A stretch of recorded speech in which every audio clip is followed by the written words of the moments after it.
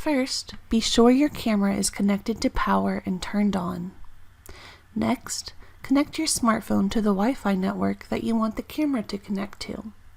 Ensure it's a 2.4 GHz band, as a 5 GHz band is not supported at this time.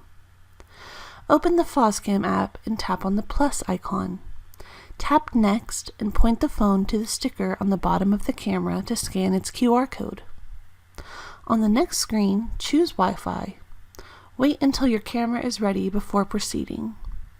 If you're setting up an indoor camera, you'll hear the camera say, "Ready for Wi-Fi connection."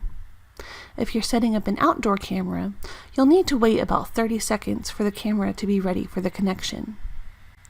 The SSID of the Wi-Fi network will be automatically filled in. Just type your Wi-Fi password in the field below and tap OK.